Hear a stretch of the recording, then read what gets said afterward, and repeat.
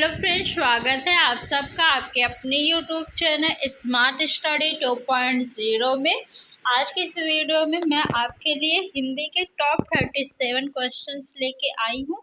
आप लोग वीडियो के लास्ट में बताइएगा कि 37 में से आपके कितनी क्वेश्चन सही हुए। सभी क्वेश्चन जो है बहुत ज़्यादा इम्पोर्टेंट है और यहाँ से क्वेश्चन आपके एग्ज़ाम में ज़रूर आएंगे, तो आप लोग वीडियो को बिना स्किप करे पूरा देखिएगा और हर क्वेश्चन का आंसर आपको कमेंट बॉक्स में कमेंट करके ज़रूर बताइएगा। भाववाचक संज्ञा के अंतर्गत आते हैं पशु पक्षी आदि, गुण दोष आदि, आभूषण आदि या दिशाएं। बताइए भाववाचक संज्ञा के अंतर्गत क्या आते हैं। तो भाववाचक संज्ञा के अंतर्गत गुण दोष आदि आते हैं। ऑप्शन नंबर बी जितने भी लोग कह रहे हैं उनका बिल्कुल सही है। नेक्स्ट क्वेश्चन है कि संज्ञा का प्रकार नहीं है व्यक्तिवाचक, जातिवाचक, देशवाचक, भाववाचक। संज्ञा कितने प्रकार के होते हैं? 5 प्रकार के। कौन कौन से? व्यक्तिवाचक, जातिवाचक, भाववाचक, द्रव्यवाचक और समूहवाचक। देशवाचक जो है ये संज्ञा का प्रकार नहीं है, तो ऑप्शन नंबर सी आपका सही है। नेक्स्ट क्वेश्चन है निम्नलिखित शब्दों में से पुल्लिंग शब्द का चयन कीजिए। इसमें से बताइए कौन सा शब्द पुल्लिंग है। सूची पत्र, किताब, गंगा, संसद।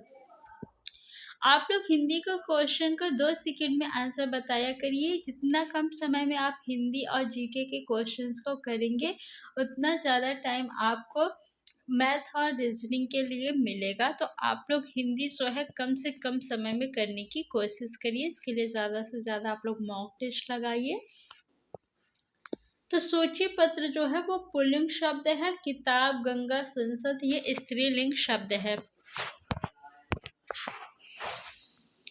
सर्वश्रेष्ठ रस किसे माना जाता है? रौद्र रस, श्रृंगार रस, करुण रस, वीर रस। रौद्र रस का स्थायी भाव क्या होता है? तो क्रोध होता है रौद्र रस का स्थायी भाव। श्रृंगार रस का स्थायी भाव रति होता है। करुण रस का स्थायी भाव जो है वो शोक होता है। वीर रस का स्थायी भाव उत्साह होता है। और सर्वश्रेष्ठ रस जो है वो श्रृंगार रस को माना जाता है। श्रृंगार रस को रसों का राजा भी कहा जाता है, तो ऑप्शन नंबर बी आपका सही है।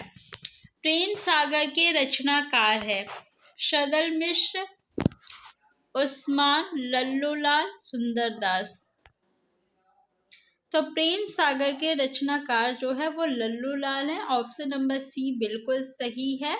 नेक्स्ट क्वेश्चन है कि प्रत्यक्ष शब्द का विलोम है अपरोक्ष, परोक्ष, सुंदर, प्रत्यक्ष। बताइए कौन सा शब्द प्रत्यक्ष का विलोम है? तो प्रत्यक्ष का विलोम परोक्ष होगा। अगर अभी तक आपने वीडियो को लाइक नहीं किया है तो लाइक कर दीजिए और ज़्यादा से ज़्यादा वीडियो को आप लोग शेयर करिए। नेक्स्ट क्वेश्चन है निम्नलिखित में से अंतस्थ व्यंजन कौन सा है? कौन सा व्यंजन है जो अंतस्थ व्यंजन है? अंतस्थ व्यंजनों की संख्या कितनी होती है? 4 होती है। या, वा, रा और ला जो है आपके अंतस्थ व्यंजन कहलाते हैं। या व को अर्ध स्वर भी कहते हैं। अगर आपसे पूछे कि अर्ध स्वर क्या है तो या और व जो है इन्हें हम अर्ध स्वर भी कहते हैं। नेक्स्ट अंतस्थ व्यंजन, तो देखिए इसमें ऑप्शन में क्या दिया हुआ है? या दिया हुआ है, तो या आपका अंतस्थ व्यंजन हो जाएगा। ऑप्शन नंबर बी जितने भी लोग कह रहे हैं उनका सही है। ऊष्म व्यंजनों की संख्या अगर आपसे पूछे कितनी होती है तो ऊष्म व्यंजनों की जो संख्या है वो 4 होती है। कौन कौन से व्यंजन ऊष्म व्यंजन कहलाते हैं? तो तीनों सा। कौन कौन से? सलजम वाला, षटकोण वाला और सफेरा वाला शाह और आपका हा जो है ये ऊष्म व्यंजन कहलाते हैं। संयुक्त व्यंजनों की संख्या अगर आपसे पूछे तो संयुक्त व्यंजनों की संख्या भी जो है वो 4 होती है। कितनी होती है? 4 होती है। कौन कौन से व्यंजन संयुक्त व्यंजन कहलाते हैं? तो छ, त्रा, ज्ञा और श्रा, ये जो है 4 व्यंजन आपके संयुक्त व्यंजन कहलाते हैं। नेक्स्ट क्वेश्चन, निम्नलिखित में से कौन सा तद्भव शब्द है? दिनकर, दिवाकर, प्रभाकर, सूरज। बताइए कौन सा शब्द तद्भव शब्द है? तो दिनकर देखिए तत्सम शब्द है, दिवाकर भी तत्सम शब्द है, प्रभाकर भी तत्सम शब्द है, तो ये आपका उत्तर नहीं होगा। सूरज जो है ये तद्भव शब्द है, तो ऑप्शन नंबर डी बिल्कुल सही है। फ्रेंड्स, आप लोगों को ज़्यादा से ज़्यादा मॉक टेस्ट लगाना है। अगर आप लोग डेली क्लासेस लेंगे तो आपके 37 में से 37 क्वेश्चन नंबर जो है आ जाएंगे आराम से, क्योंकि हिंदी जो है वो एक स्कोरिंग सब्जेक्ट है। आप इसमें 37 में से 37 नंबर ला सकते हैं। जिसके हृदय में ममता नहीं है के लिए उपयुक्त शब्द है, बताइए क्या होगा? जिसके हृदय में ममता नहीं है, इसके लिए एक शब्द क्या हो जाएगा? निर्मम। जिसके हृदय में ममता नहीं, निर्मम। निम्नलिखित में कौन सा स्त्रीलिंग है? बताइए कौन सा स्त्रीलिंग है? मित्र, मित्र देखिए क्या स्त्रीलिंग है? नहीं। सूचना, उपहार, अध्याय।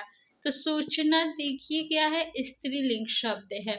उपहार, अध्याय ये भी पुल्लिंग शब्द है। मित्र भी क्या है? पुल्लिंग शब्द है। अंगीठी का तत्सम शब्द है, तो अंगीठी का तत्सम शब्द क्या होगा बताइए? 4 ऑप्शन दिया हुआ है। अंगीठी जो है ये तद्भव शब्द है, अग्निष्टिका जो है ये तत्सम शब्द है। ऑप्शन नंबर सी आपका सही है। निम्नलिखित में से कौन सा तद्भव शब्द है? दिनकर, दिवाकर, प्रभाकर, सूरज। दिनकर, दिवाकर, प्रभाकर, सूरज, ये क्वेश्चन आपने पहले भी किया है अभी, तो ये डी जो है ऑप्शन वो बिल्कुल सही है। नेक्स्ट क्वेश्चन है कि निम्नलिखित में कौन सा वाक्य शुद्ध है? बताइए कौन सा वाक्य शुद्ध है? दुकानदार ने ताला खोला, दुकानदार ने ताला खुला। खुला देखिए गलत है। दुकानदार को ताला खोला ये भी गलत है। दुकानदार को ताला खुलवाया ये भी गलत है, यानी ऑप्शन नंबर ए आपका सही है, दुकानदार ने ताला खोला। नेक्स्ट क्वेश्चन है, आपने हमें महान कर दिया या कैसा वाक्य है? बताइए कौन सा ऑप्शन सही होगा? आज्ञार्थक, विस्मयादिबोधक, निषेधार्थक, इच्छाबोधक। आपने हमें महान कर दिया ये विस्मयादिबोधक वाक्य है। ऑप्शन नंबर बी आपका सही है। चारपाई पर भाई साहब बैठे हैं, इस वाक्य में चारपाई शब्द किस कारक में है? चारपाई पर किसका कारक चिन्ह है? पर और में जो है वो अधिकरण का कारक चिन्ह है, तो अधिकरण कारक चिन्ह हो जाएगा चारपाई में। संबंध कारक का चिन्ह क्या होता है? का, की, के। का, की, के, रा, री, रे। रा, री, रे। संप्रदान कारक चिन्ह क्या होता है? संप्रदान का को, करण का से। चांदी काटना मुहावरे का अर्थ है कठिन काम करना, हानि पहुंचाना, अधिक लाभ कमाना, कुछ भी काम न करना। बताइए कौन सा ऑप्शन सही होगा? चांदी काटना मुहावरे का अर्थ है कठिन काम करना नहीं, हानि पहुंचाना नहीं, अधिक लाभ कमाना होगा। ऑप्शन नंबर सी आपका सही है। अकेला चना भार नहीं फोड़ता का अर्थ है एक चना किसी काम का नहीं, एक चना शक्तिहीन होना, अकेला व्यक्ति शक्तिशाली नहीं होता, एक चने से भूख नहीं मिटती।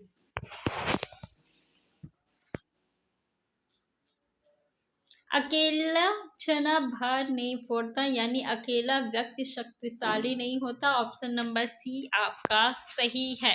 हिंदी साहित्य के इतिहास के सर्वप्रथम लेखक का नाम है क्या है? जॉर्ज ग्रियर्सन, शिव सिंह सिंगर या आचार्य रामचंद्र शुक्ल, दासी। तो ऑप्शन नंबर डी जितने भी लोग कह रहे हैं उनका उत्तर बिल्कुल सही है। नेक्स्ट क्वेश्चन है कि पद्मावत किसकी रचना है? नाभादास, केशवदास, तुलसीदास, जयसी। पद्मावत किसकी रचना है?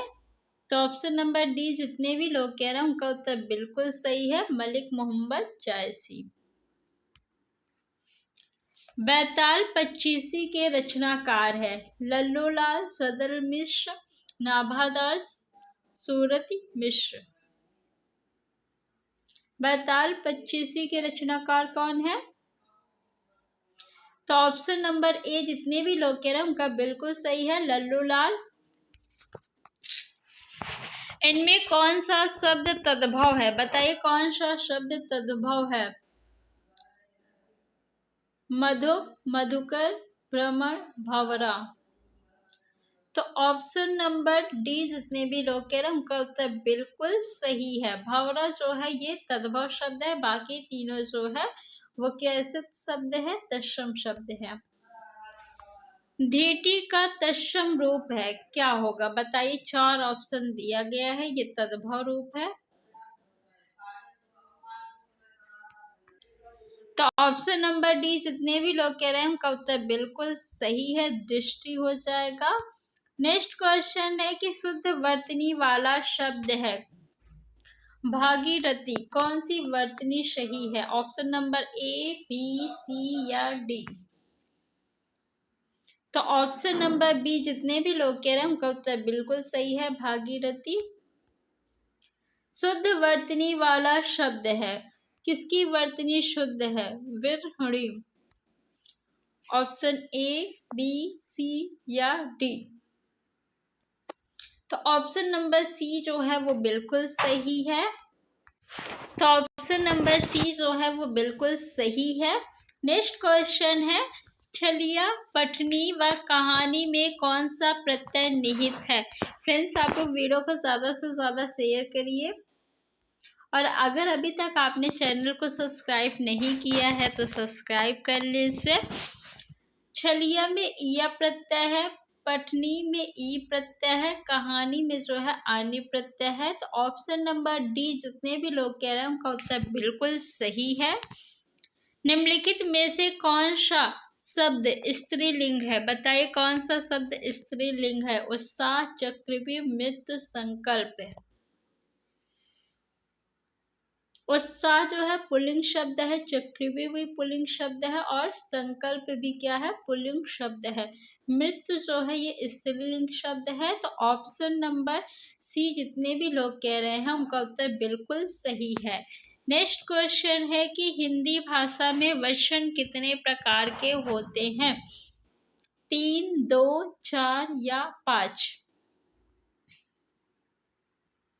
तो हिंदी भाषा में वचन जो है 2 प्रकार के होते हैं, एक वचन और बहुवचन। तो ऑप्शन नंबर बी जो है आपका बिल्कुल राइट है। नेक्स्ट क्वेश्चन, यह साड़ी नई है, वाक्य में नई शब्द है, सर्वनाम, विशेषण, क्रिया या क्रिया विशेषण। देखिए, सर्वनाम किसे कहते हैं? जो शब्द संज्ञा के स्थान पे प्रयोग किए जाते हैं उन्हें हम क्या कहते हैं? सर्वनाम कहते हैं। विशेषण किसे कहते हैं? जो शब्द किसी शब्द की विशेषता बताए उसे क्या कहते हैं? हम विशेषण कहते हैं। क्रिया जिससे किसी कार्य के होने या करने का बोध होता है उसे हम क्रिया कहते हैं। क्रिया की विशेषता बताने वाले शब्द को क्या कहते हैं? क्रिया विशेषण कहते हैं। साड़ी, साड़ी की विशेषता कौन बता रहा है? नई शब्द ना, साड़ी कैसी है? नई है, तो साड़ी की विशेषता बता रहा है। तो नई शब्द क्या है? विशेषण है। ऑप्शन नंबर आपका बी जो है वो बिल्कुल राइट है।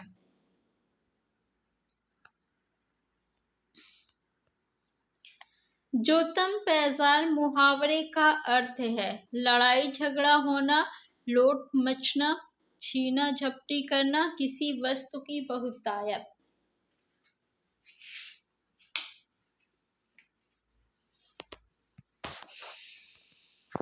तो ऑप्शन नंबर ए जितने भी लोग कह रहे हैं उनका उत्तर बिल्कुल सही है, लड़ाई झगड़ा होना। तो डाल डाल में पात पात का अर्थ है खतरा उठाना, आगे आगे दौड़ना, पेड़ पर चढ़कर खेलना, चालाकी का जवाब चालाकी से देना, तू डाल डाल मैं पात पात, यानी चालाकी का जवाब चालाकी से देना। ऑप्शन नंबर डी जो है आपका बिल्कुल राइट है। नेक्स्ट क्वेश्चन, कवि बिहारी मुख्यतः किस रस के कवि हैं? करुण, भक्ति, श्रृंगार या वीर रस?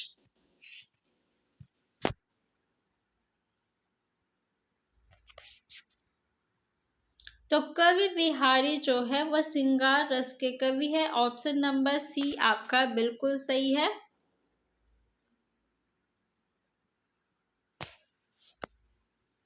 अंबर पनघट में डुबो रही, तारा घट उषा नागरी, अनुप्रास अलंकार है, यमक अलंकार है या उपमा अलंकार है या रूपक अलंकार है? बताइए इसमें कौन सा अलंकार है?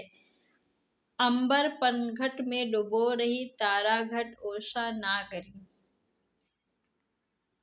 तो इसमें जो है रूपक अलंकार है। कौन सा अलंकार है? रूपक अलंकार। ऑप्शन नंबर डी आपका जो है वो बिल्कुल राइट है। साहित्य लहरी किसकी रचना है? सूरदास, जयसी, कबीरदास, पद्माकर। साहित्य लहरी किसकी रचना है? तो ऑप्शन नंबर ए जितने भी लोग कह रहे हैं उनका उत्तर बिल्कुल सही है, सूरदास जी की रचना है। ध्रुव स्वामिनी किसकी रचना है? राजकुमार वर्मा, रामवृक्ष बेनीपुरी, जयशंकर प्रसाद, भारतेंदु हरिश्चंद्र।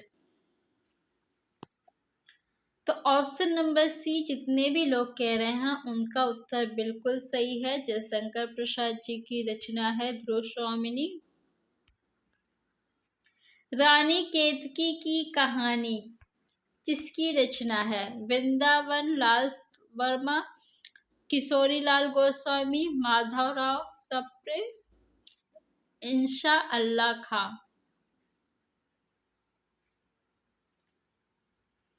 तो ऑप्शन नंबर डी जितने भी लोग कह रहे हैं उनका उत्तर बिल्कुल सही है, इंशा अल्लाह खां जी की रचना है रानी केतकी की कहानी। हिंदी वर्णमाला में अयोगवाह वर्ण कौन सी है? अयोगवाह का मतलब होता है जो साथ में रहे लेकिन गिने नहीं जाते, उन्हें हम अयोगवाह कहते हैं। ये न स्वर होते हैं और ना ही व्यंजन होते हैं। कौन से वर्ण जो है आपके अयोगवाह है? तो अनुस्वार और विसर्ग जो है ये अयोगवाह कहलाते हैं। इनकी संख्या 2 होती है। तो ऑप्शन नंबर डी जितने भी लोग कह रहे हैं उनका उत्तर बिल्कुल सही है। नेक्स्ट क्वेश्चन है कि छंद कितने प्रकार के होते हैं? 3, 2, 5 या 4? फ्रेंड्स अगर अभी तक आपने वीडियो को लाइक नहीं किया तो लाइक कर दीजिए और चैनल को सब्सक्राइब कर लीजिए। और आपको डेली क्लासेस लेना है, डेली मॉक टेस्ट लगाना है। जितना ज़्यादा से ज़्यादा हो सके आप लोग मॉक टेस्ट लगाइए, प्रैक्टिस सेट करिए।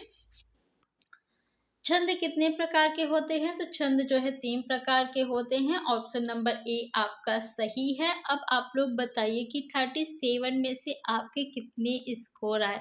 सभी को कमेंट बॉक्स में कमेंट करके बताना है। तो आज के लिए इतना ही। Thanks for watching.